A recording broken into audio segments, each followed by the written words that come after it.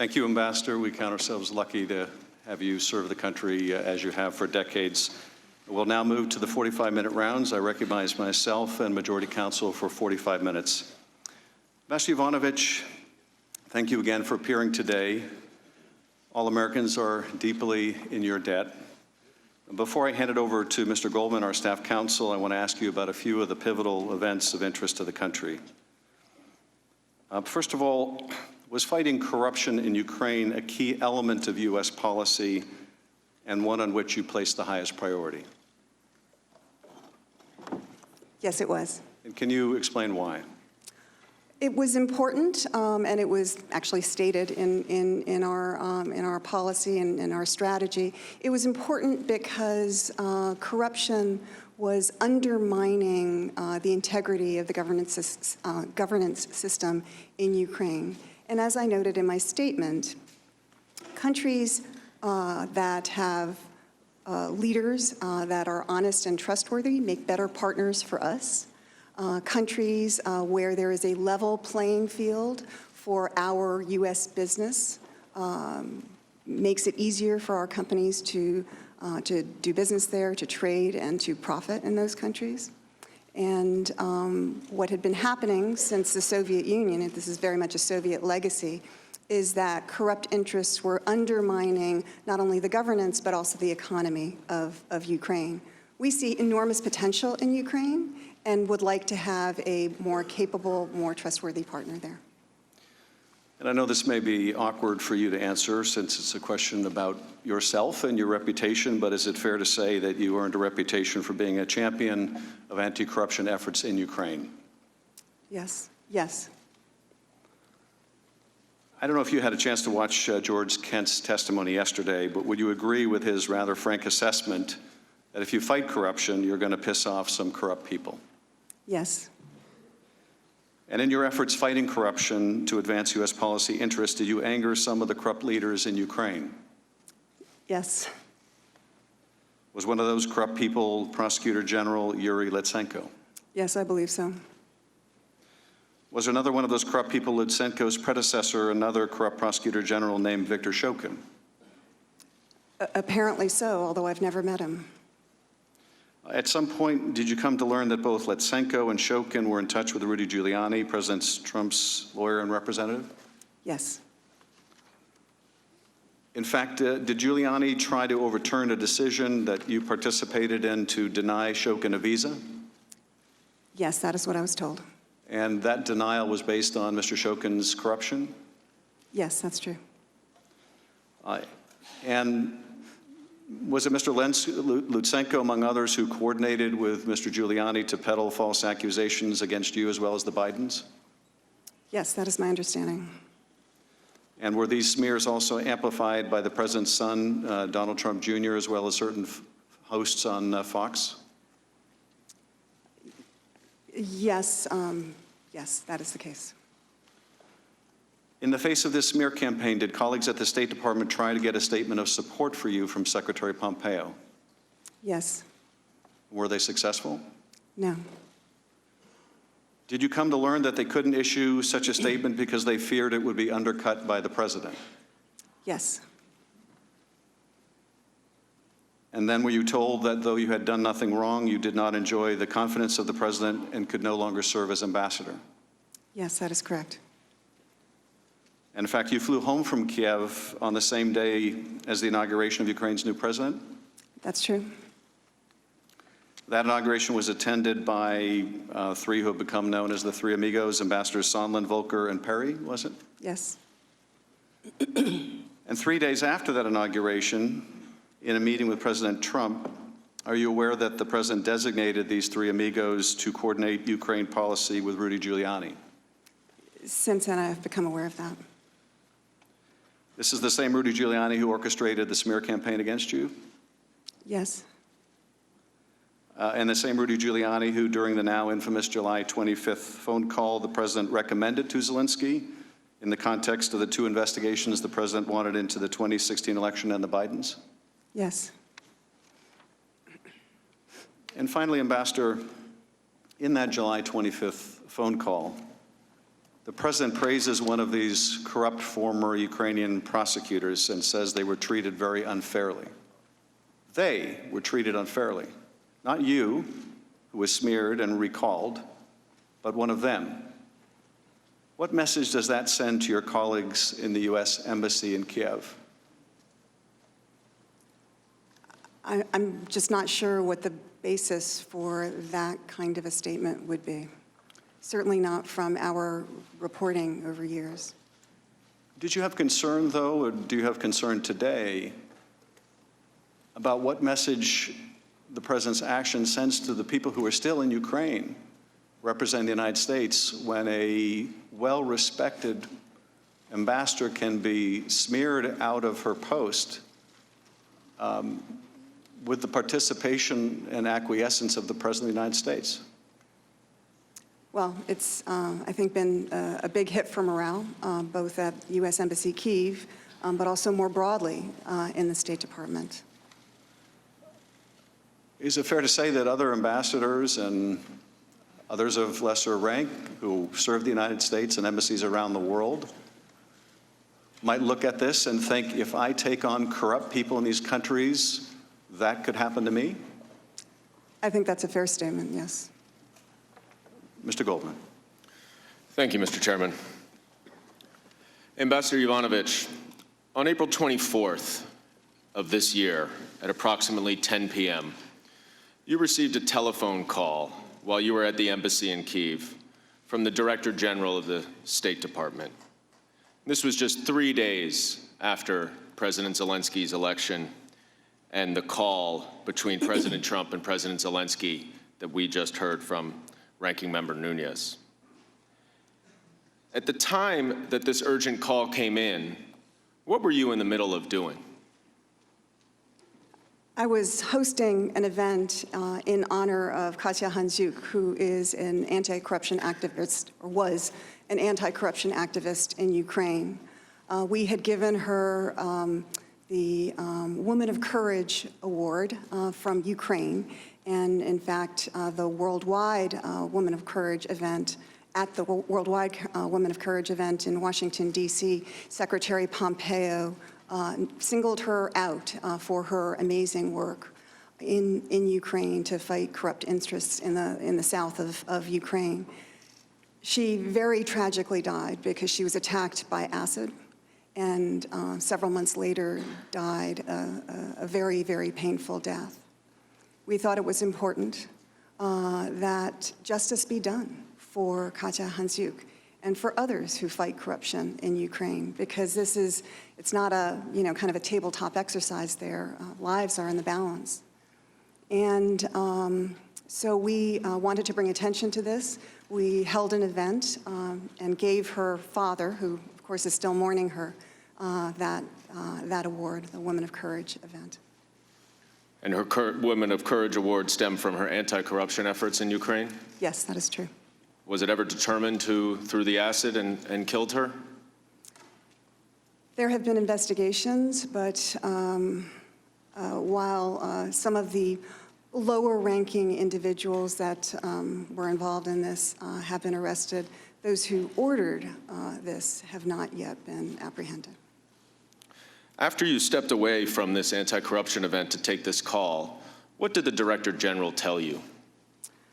She said that there was great concern on the 7th floor of the State Department. That's where the leadership of the State Department sits. There was great concern. They were worried. She just wanted to give me a heads up about this. And, things seemed to be going on. And so she just wanted to give me a heads up. It's hard to know how to react to something like that. I asked her what it was about.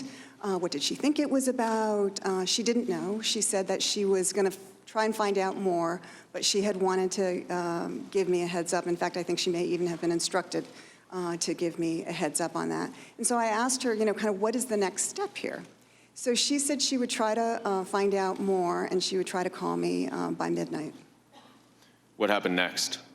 Around 1 o'clock in the morning, she called me again, and she said that there were great concerns. There were concerns up the street, and she said I needed to come home immediately, get on the next plane to the U.S., and I asked her why. And she said she wasn't sure, but there were concerns about my security. I asked her my physical security, because sometimes Washington knows more than we do about these things, and she said no, she hadn't gotten that impression that it was a physical security issue, but they were concerned about my security, and I needed to come home right away. I argued this is extremely irregular, and no reason given. But in the end, I did get on the next plane home. You said there were concerns up the street. What did you understand that to mean? The White House. Did she explain in any more detail what she meant by concerns about your security? No, she didn't. I did specifically ask whether this had to do with Mayor Giuliani's allegations against me and so forth, and she said she didn't know. It didn't even actually appear to me that she seemed to be aware of that. No reason was offered. Did she explain what the urgency was for you to come back on the next flight? The only thing that's pertinent to that was that when she said that there were concerns about my security. That's all. But it was not further explained. Now, prior to this abrupt call back to Washington, D.C., had you been offered an extension of your post by the State Department? Yes, the Undersecretary for Political Affairs had asked whether I would extend for another year, departing in July of 2020. When was that request made? In early March.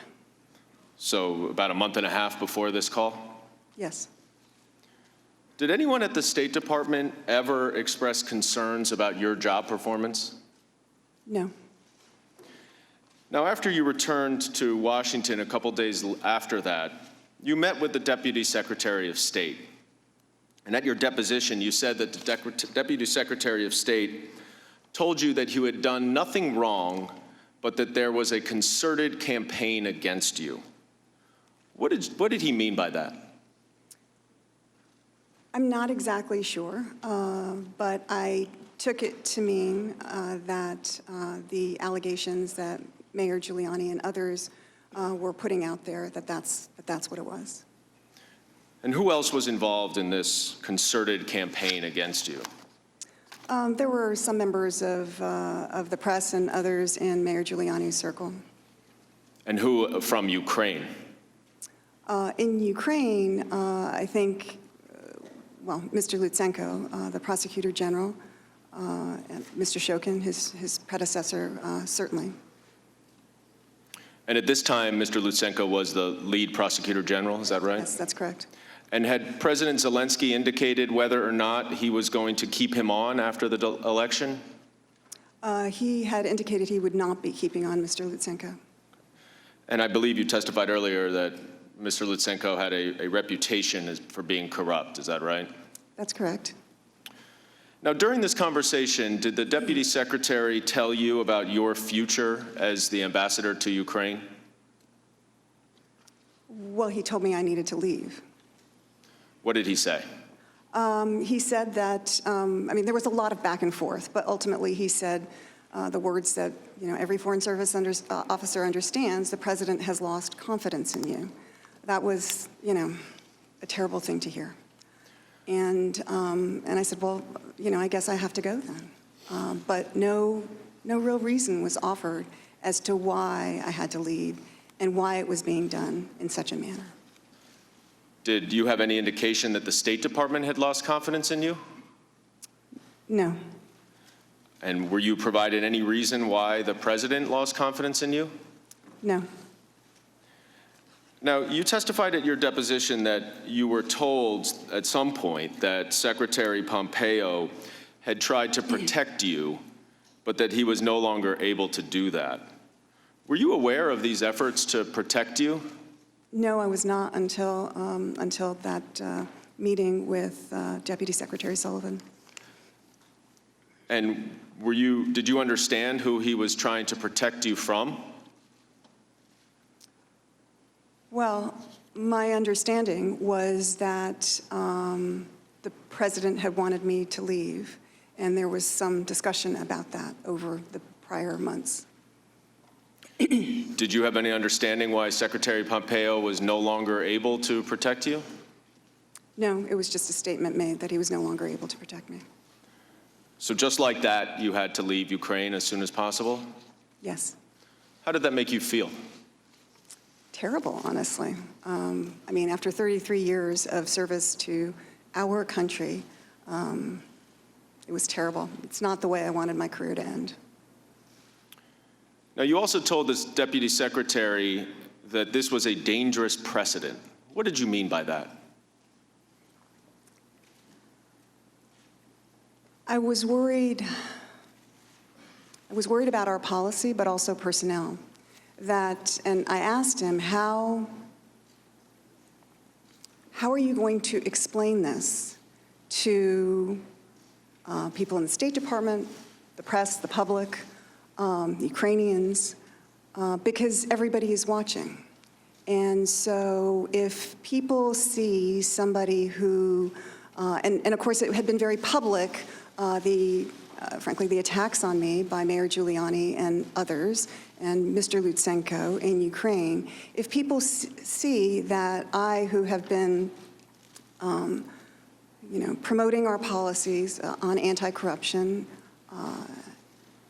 if they can undermine me and get me pulled out of Ukraine, what does that mean for our policy? Do we still have that same policy? How are we going to affirmatively put that forward, number one? Number two, when other countries, other actors in other countries see that private interests, foreign interests can come together and get a U.S. ambassador removed, what's going to stop them from doing that in the future in other countries?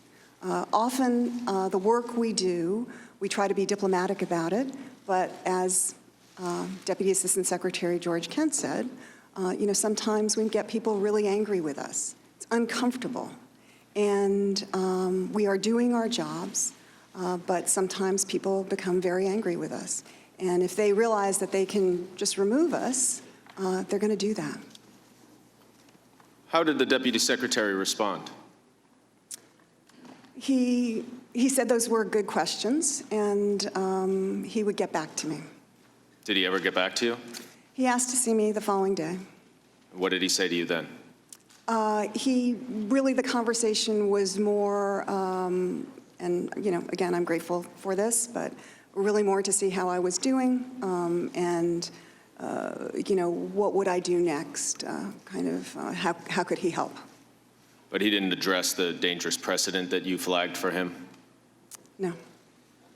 Now, you understood, of course, that the President of the United States could remove you and that you served at the pleasure of the President. Is that right? That's right.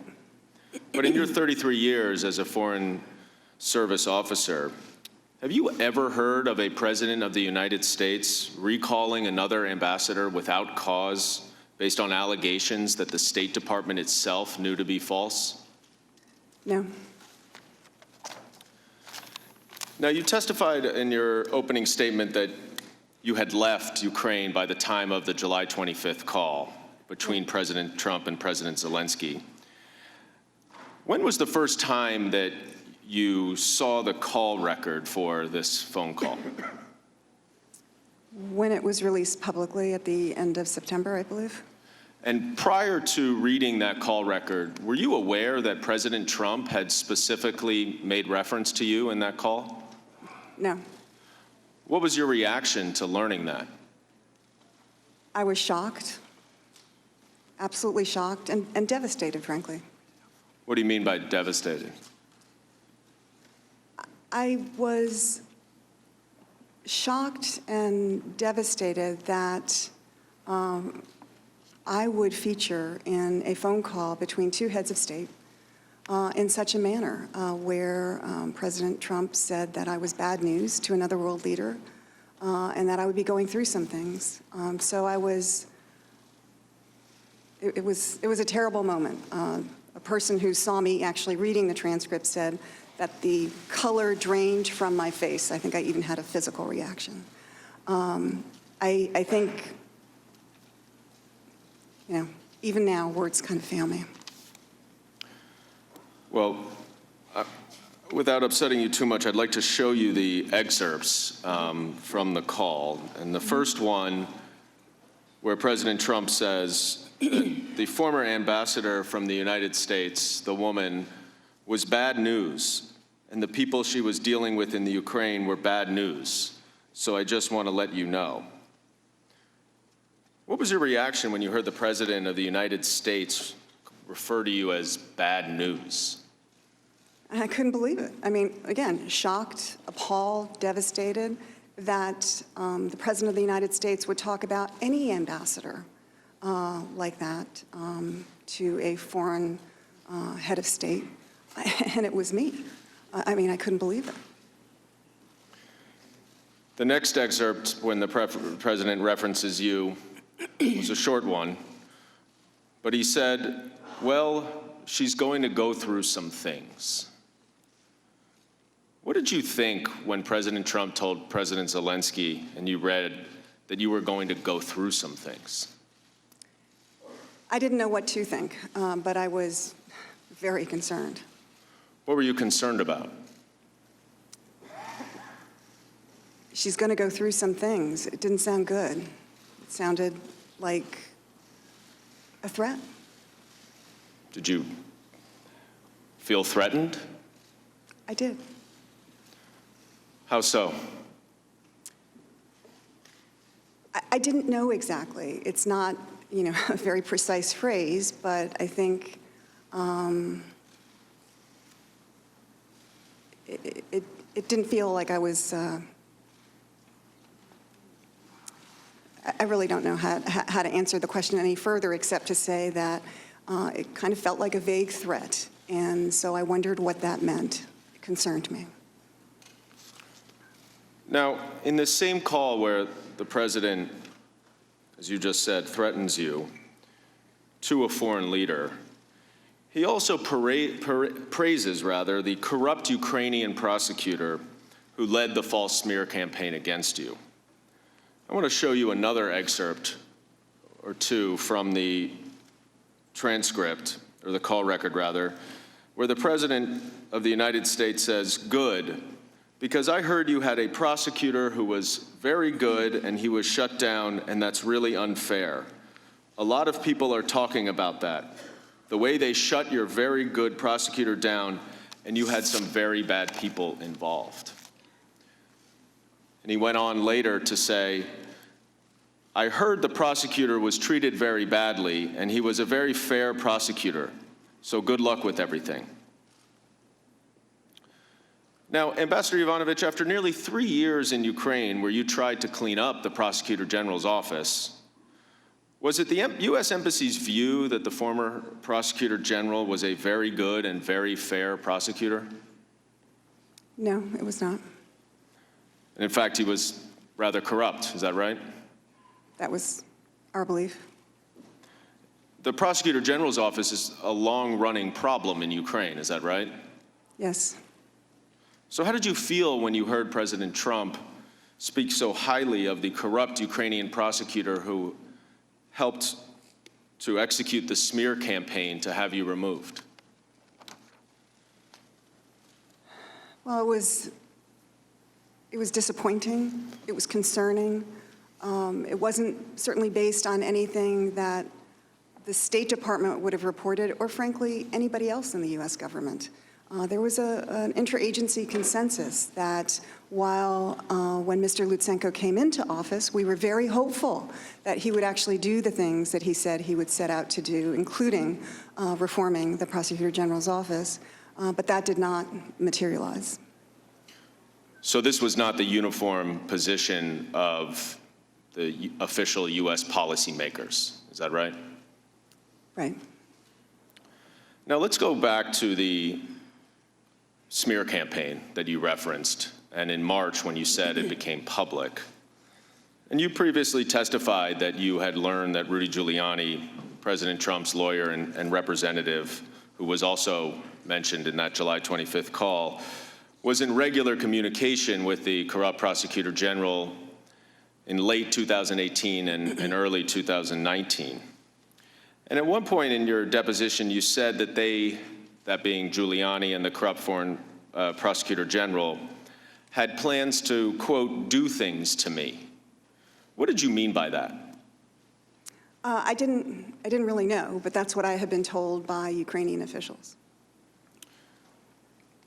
Did you subsequently understand a little bit more what that meant? Well, now with the advantage of hindsight, I think that meant removing me from my job in Ukraine. Who did you understand to be working with Mr. Giuliani as his associates in Ukraine? Well, certainly Mr. Lutsenko, Mr. Shokhin. I believe that there were also Ukrainian Americans, Mr. Parnas and Mr. Fruman, who have recently been indicted. Those are the two who have been indicted in New York? Southern District of New York. Now, at the end of March, this effort by Giuliani and his associates resulted in a series of articles in the Hill publication that were based on allegations in part from Lutsenko, the corrupt prosecutor general. And just to summarize some of these allegations, there were, among others, 3 different categories. One category included the attacks against you, which you referenced in your opening statement, including that you had badmouthed the president and had given the prosecutor general a do not prosecute list. There was another that included allegations of Ukrainian interference in the 2016 election. And then there was a third that related to allegations concerning Burisma and the Bidens. Is that accurate? Yeah. Yes. Were these articles and allegations then promoted by others associated with the president in the United States? They seem to be promoted by those around Mayor Giuliani. I'm going to show you a couple of exhibits, including a tweet here by President Trump himself on March 20th, which was the first day that one of these articles was published. It appears to be a quote that says, John Solomon, who's the author of the articles, as Russia collusion fades, Ukrainian plot to help Clinton emerges, unquote, at Sean Hannity at Fox News. And then if I could go to another tweet 4 days later, this is the president's son, Donald Trump Jr., who tweets, we need more at Richard Grenell's, who's the ambassador to Germany, is that right? That's correct. And less of these jokers as ambassadors. And it's a retweet of one of John Solomon's articles, or an article referencing the allegations that says, calls grow to remove Obama's U.S. ambassador to Ukraine. Were you aware of these tweets at the time? Yes. What was your reaction to seeing this? Well, I was worried. What were you worried about? That this didn't seem, these attacks were, being repeated by the president himself and his son. And were you aware whether they received attention on primetime television on Fox News as well? Yes, they did. Now, was the allegation that you were bad-mouthing President Trump true? No. Was the allegation that you had created a do not prosecute list to give to the prosecutor general in Ukraine true? No. In fact, didn't the corrupt prosecutor general himself later recant those allegations? Yes. Now, when these articles were first published, did the State Department issue a response? As you said, there was a series of articles. So after the first article, which was an interview with Mr. Lutsenko and was only really about me and made certain allegations about me, the State Department came out the following day with a very strong statement saying that these allegations were fabrications. So the statement addressed the falsity of the allegations themselves? Yes. It didn't say anything about your job performance in any way? Honestly, I haven't looked at it in a very long time. I think it was generally probably laudatory, but I can't recall. Did anyone in the State Department raise any concerns with you or express any belief in these allegations? No, I mean, people thought it was ridiculous. Now, after these false allegations were made against you, did you have any discussions with anyone in leadership in the State Department about a potential statement of support from the department or the secretary himself? Yes, after the tweets that you just showed us, I mean, it seemed to me that if the president's son is saying things like this, that it would be very hard to continue in my position and have authority in Ukraine unless the State Department came out pretty strongly behind me. And so, you know, over the weekend of like March 22nd, I think that's about the date, there was a lot of discussion on email among a number of people about what could be done. I and the Undersecretary for Political Affairs called me on Sunday, and I said, you know, it's really important that the Secretary himself come out and be supportive, because otherwise it's hard for me to be the kind of representative you need here. And he said he would talk to the Secretary. I mean, that's my recollection of the call. That may not be exactly how it played out, but that was my recollection. This is David Hale, the Undersecretary, Political Affairs, who's the #3 person at the State Department. Yes. Did he indicate to you that he supported such a statement of support for you? I think he must have, because I don't think he would have gone to the Secretary if he didn't support it. I mean, you wouldn't bring a bad idea to the Secretary of State. Your general understanding is that you did have the full support of the State Department, is that right? Yes. And in fact, during your 33-year career as a Foreign Service officer, did you ever hear of any serious concerns about your job performance? No. Was this statement of support ultimately issued for you? No, it was not. Did you learn why not?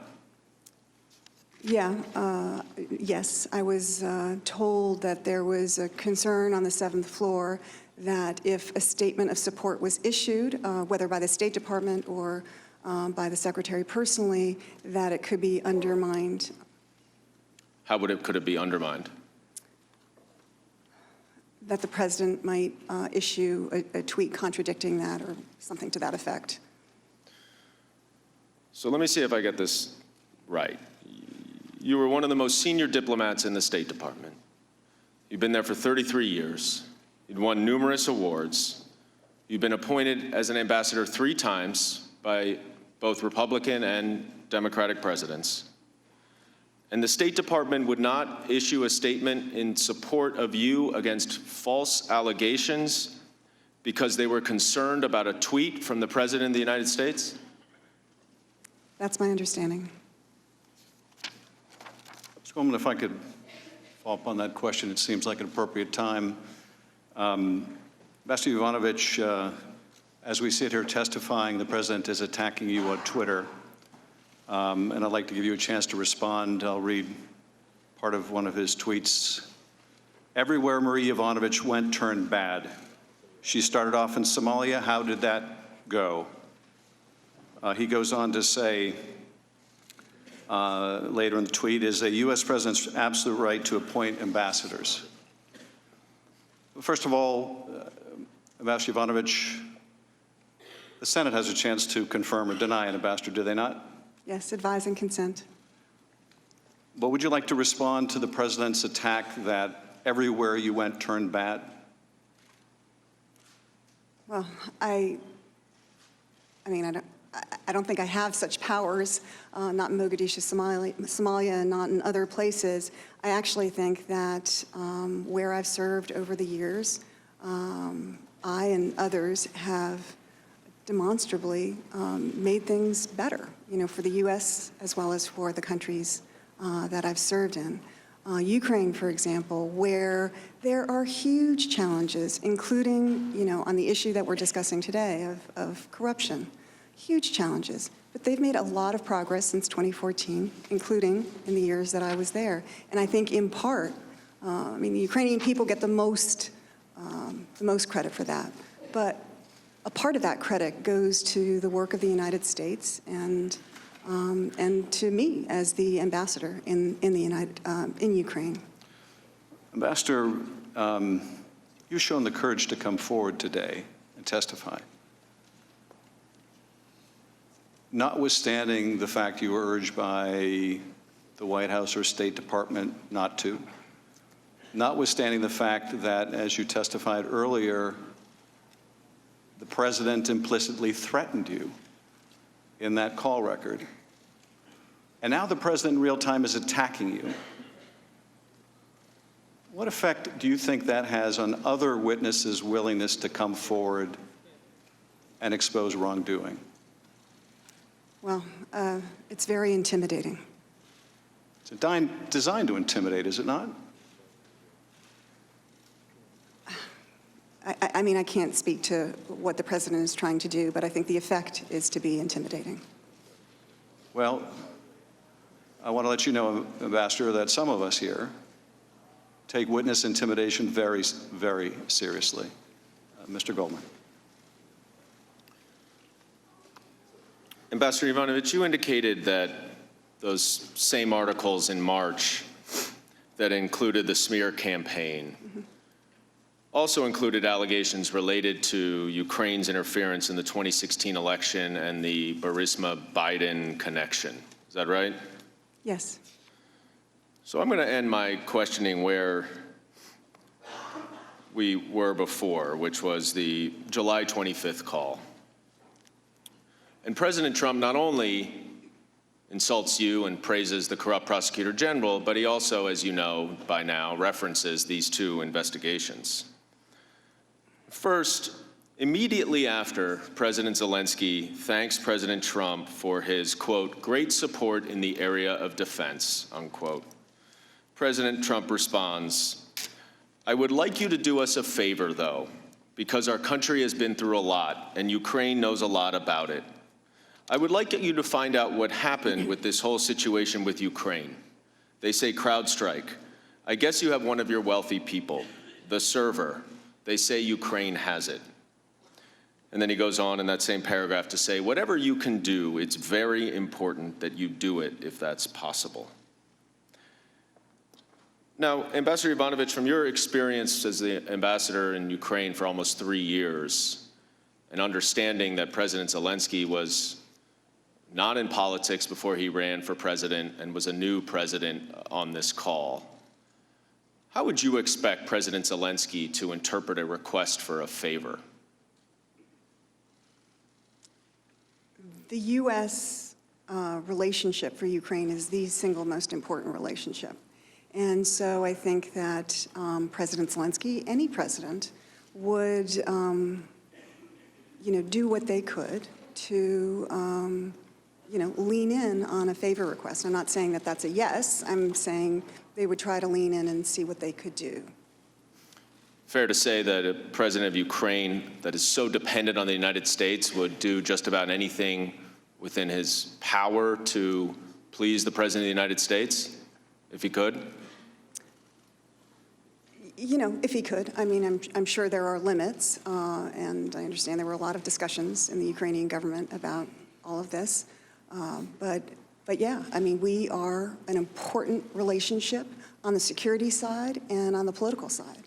And so the president of Ukraine, one of the most important functions that individual has is to make sure the relationship with the U.S. is rock solid. Now, are you familiar with these allegations of Ukrainian interference in the 2016 election? I mean, there have been rumors out there about things like that, but, there was nothing hard, at least nothing that I was aware of. There was nothing based in fact to Right. support these allegations. Yes. And in fact, who was responsible for interfering and meddling in the 2016 election? Well, the U.S. intelligence community has concluded that it was Russia. Ambassador Yovanovitch, are you aware that in February of 2017, Vladimir Putin himself promoted this theory of Ukrainian interference in the 2016 election? You know, maybe I knew that once and have forgotten, but I'm not familiar with it now. Well, let me show you a press statement that President Putin made in a joint press conference with Viktor Orban of Hungary on February 2nd of 2017, where he says, second, as we all know, during the presidential campaign in the United States, the Ukrainian government adopted a unilateral position in favor of one candidate. More than that, certain oligarchs, certainly with the approval of the political leadership, funded this candidate, or female candidate, to be more precise. Now, how would this theory of Ukraine interference in the 2016 election be in Vladimir Putin's interest? Well, I mean, President Putin must have been aware that there were concerns in the U.S. about Russian meddling in the 2016 elections and what the potential was for Russian meddling in the future. You know, classic for an intelligence officer to try to throw off the scent and, you know, create an alternative narrative that maybe might get picked up and get some credence. An alternative narrative that would absolve his own wrongdoing? Yeah. And when he talks about an oligarch, and he talks about the support of the Ukrainian government, there's also a reference in the July 25th call to a wealthy Ukrainian. Is it your understanding that what Vladimir Putin is saying here in this press statement in February 2017 is similar to what President Trump says on the July 25th call related to the 2016 election? Maybe. Now let me show you another exhibit from the call related to the Bidens, which I'm sure you're familiar with. President Trump says the other thing, there's a lot of talk about Biden's son, that Biden stopped the prosecution, and a lot of people want to find out about that. So whatever you can do with the Attorney General would be great. Biden went around bragging that he stopped the prosecution. So if you can look into it, it sounds horrible to me. Now, are you familiar with these allegations related to Vice President Biden? Yes. Do you know whether he ever went around bragging that he stopped the prosecution of anyone? No. And in fact, when Vice President Biden acted to remove the former corrupt prosecutor in Ukraine, did he do so as part of official United States policy? Official U.S. policy. And that was endorsed and was the policy of a number of other international stakeholders, other countries, other monetary institutions, financial institutions. And in fact, if he helped to remove a corrupt Ukrainian prosecutor general who was not prosecuting enough corruption, that would increase the chances that corrupt companies in Ukraine would be investigated. Isn't that right? One would think so. And that could include Burisma, right? Yes. Now, at the time of this call, Vice President Biden was the front runner for the Democratic nomination for president and President Trump's potential next opponent in the election. Is it your understanding that President Trump's request to have Vice President Biden investigated, was that part of official U.S. policy as you knew it? Well, I should say that I had, at the time of this phone call, I had already departed Ukraine 2 months prior. Right, but you're familiar with, it didn't change that much in 2 months, right? It certainly would not have been the policy in May when I left. And were these two investigations part of the anti-corruption platform that you championed in Ukraine for 3 years? No.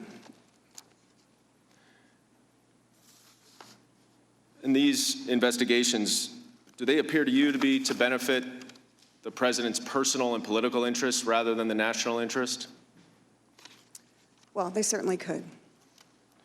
Now, just returning to the allegations in the Hill publication in March that were promoted by Mr. Giuliani, the president's lawyer, were those two allegations similar to the two allegations that the president wanted President Zelensky to investigate?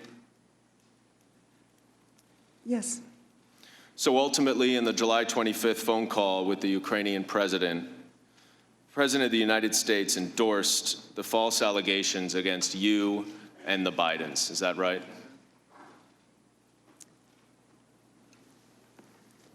Yes.